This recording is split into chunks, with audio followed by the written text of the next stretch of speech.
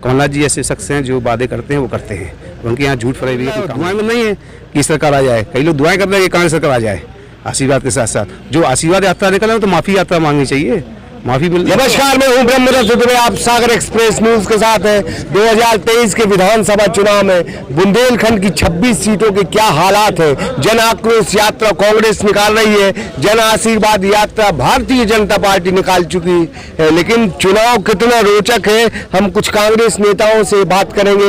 लेकिन उससे पहले बात कर देंगे बुंदेलखंड की बेहद चर्चित सीट खुरई विधानसभा में एक नाम चल रहा है, चंद्रभूषण सिंह बुंदेला। बहुत बहुत स्वागत है भाई साहब। धन्यवाद जी। और ये जो नाम चल रहा है इसमें कितनी सच्चाई अभी हम लोग क्या यात्रा निकाल रहे हैं, जन आक्रोश यात्रा, तो हम पूरी पार्टी उसमें व्यस्त है।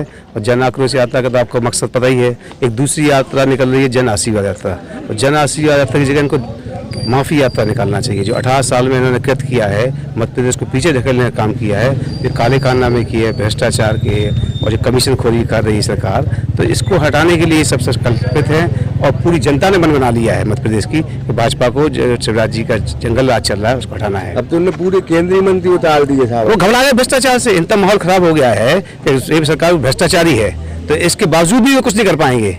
मंत्री इसलिए उतार दिए हैं कि इनका माहौल खराब हो रहा है, जनता समझ गई है, और वो लोग भी समझ गए, उनका सर्वे रिपोर्ट भी समझ गए, ऑब्जर्वर समझ गए कि भाजपा सरकार जा रही है। आप तो घबरा के मंत्री खड़े कर रहे हैं। वो आप बुंदेलखंड में घूम रहे हैं, क्या माहौल देख रहे हैं? बुंदेलखंड देखिए 26 सीटें अपने बुंदेलखंड में आती हैं, और हमें लग रहा है कि 26 सीटें हम लोग कांग्रेस जीतेगी।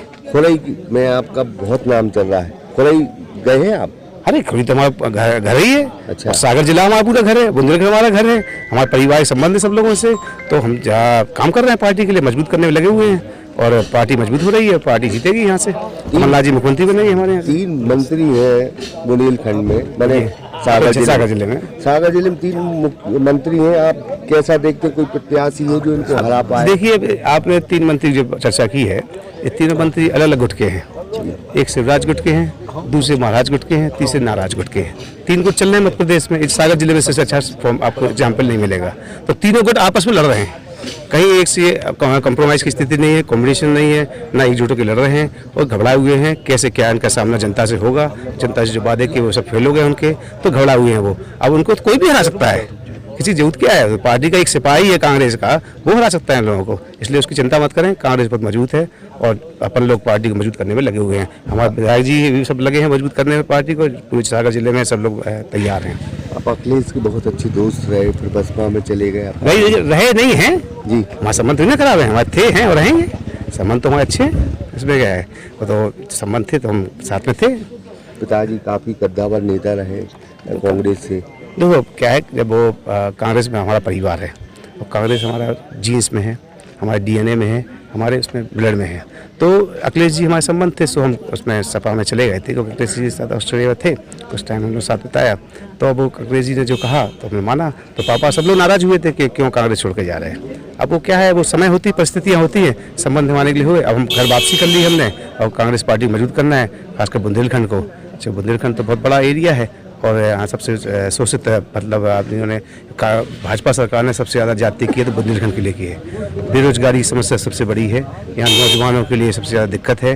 नौजवानों के पलायन कर रहे हैं, नौजवान यहाँ पूरे देख लेंगे बुंदेलखंड में खासकर बाहर जाके पलायन कर रहे हैं, वहाँ काम कर रहे हैं, यहाँ रोजगार नहीं। हम कभी भी हम जाते हैं, कई सिटियों में जाते हैं, आप भी जाते हैं पंडित जी, तो देखें पूछते कहाँ भाई कहाँ का आदमी हो, कहाँ काम कर रहे हो, तो पता चलता है ये बुंदेलखंड की है। जब आप किसी मजदूर से या किसी आदमी से बात करो तो बताते बुंदेलखंड कहाँ के फलाना जगह के हैं।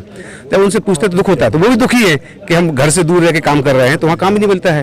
तो ये है कि अब कांग्रेस ही इनको कुछ काम देगी। इनको यहाँ छोटे छोटे उद्योग खुलना चाहिए, इंडस्ट्री खुलना चाहिए, बड़े भी खुलना चाहिए उद्योग, जिससे वो काम मिले, हैं कि आदमी को यहीं काम मिले, यहीं आसरा रहे उनके पास, अपने परिवार के साथ रहें, सुख दुख में रहें, त्यौहार साथ मनाएं। और इसलिए तो चाहते हैं कि अब कांग्रेस सरकार आए।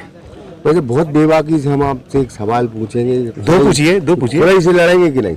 ये पार्टी डिसाइड करेगी, हाईकमान डिसाइड करेगा। कुछ इशारा किया? अरे इशारा अब आपके साथ हैं, आपको हमसे ज्यादा मालूम है। इनको मालूम पार्टी के, हम तो कार्यकर्ता हैं, योद्धा है, सिपाही है पार्टी के, और पार्टी के लिए काम करना है।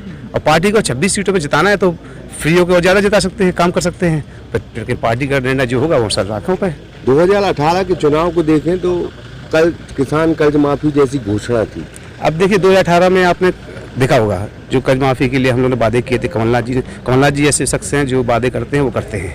उनके यहाँ झूठ फरेबी का कोई काम नहीं है। उन्होंने वादा किया था और सरकार बनते ही सबसे पहले कर्ज माफ़ी किया था। अभी भी उन्होंने वादा किया, उन्हें 11 वादे कर रहे हैं। आपको पता है 11 वादों की लिस्ट है हम लोग पास, महिलाओं के लिए है, हर वर्ग के लिए, किसानों के लिए है, मजदूर के लिए है, और बेरोजगारों के लिए, सबके लिए हमने अपने 11 वचन दिए हैं और पूरे निभाए जाएंगे और पूरे करेंगे। हम लोग कत्ती करने में कोई अंतर नहीं है, भाजपा की तरह हम लोग नहीं है।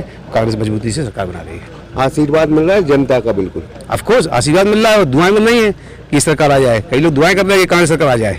आशीर्वाद के साथ साथ जो आशीर्वाद यात्रा निकल रहा है तो माफ़ी यात्रा मांगनी चाहिए।